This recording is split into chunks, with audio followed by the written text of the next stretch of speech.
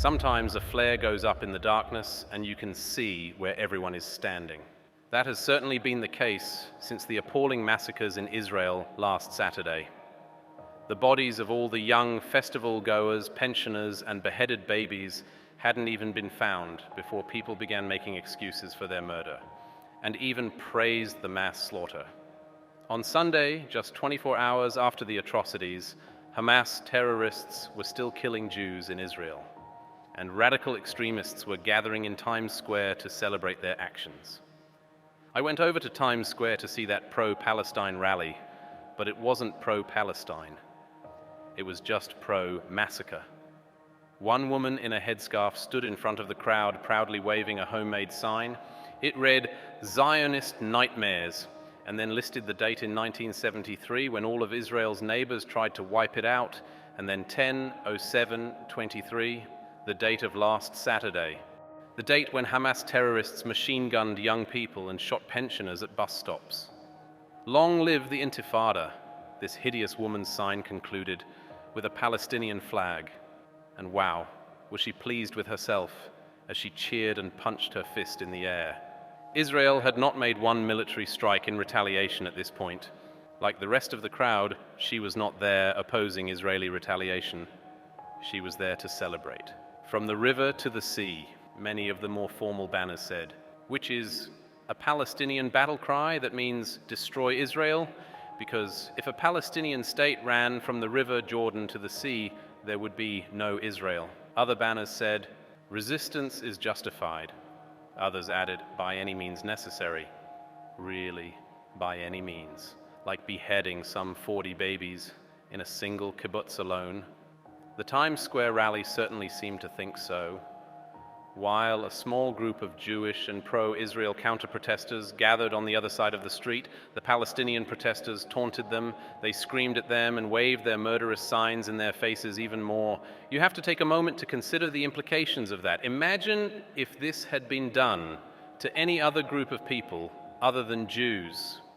Remember back to 2015, when an evil young man named Dylan Roof walked into a church in South Carolina and started shooting black congregants. It was one of the worst shootings in recent American history and condemned by everyone, an unforgivable act.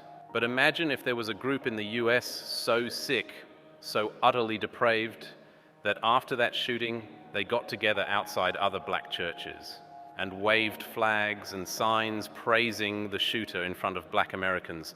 Such people would be condemned by everyone. It wouldn't be difficult, it really wouldn't. So why do so many people seem to find it so hard when the victims are Jews? Ask Representative Rashida Tlaib, who was silent on Tuesday when asked by a Fox Business reporter if she had anything to say about Hamas beheading babies and burning children alive. That isn't a difficult one, or at least it shouldn't be. Tlaib could have just said, "I am against these things," but she couldn't. It took clear pressure from her party to subsequently issue a statement saying she was anti-baby burning in general.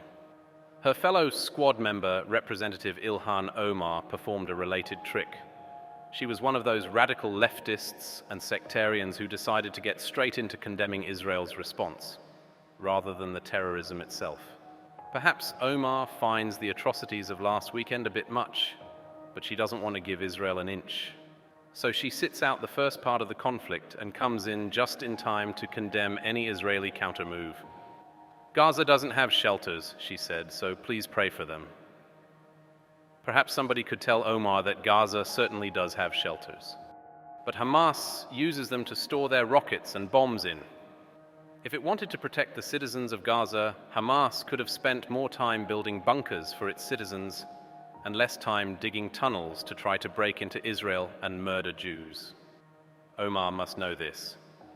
Just as she must know what she is doing when, along with Tlaib and Representative Cori Bush, she used the massacre of Israelis to again call for cutting off US aid to Israel. Everywhere, across America, other people have also given away precisely where they stand. Think of the BLM group in Chicago that sent out a tweet praising the sick terrorists who flew into the Israeli music festival on hang gliders, Who could have imagined that anyone involved with BLM could be pro-violence? It's the same with all those radical professors and students who have been hiding in plain sight. They are suddenly lit up for all to see. Consider Yale University professor Zarina Gruel. In the wake of the atrocities in Israel, she tweeted out, "Prayers for Palestinians. Israel is a murderous, genocidal settler state, and Palestinians have every right to resist through armed struggle." Wow. Every right. Like burning whole families to death. Intentionally, that's quite a right for anyone to have. MSNBC's Mehdi Hasan has spent the last week trying to talk about Israeli war crimes, but hasn't told his followers about his own radical views, such as his view, expressed in a mosque sermon many years ago, that all non-Muslims are like animals. Within hours of the atrocities, the American left was full of similar grossness. People like Rainer Workman, president of NYU's Student Bar Association.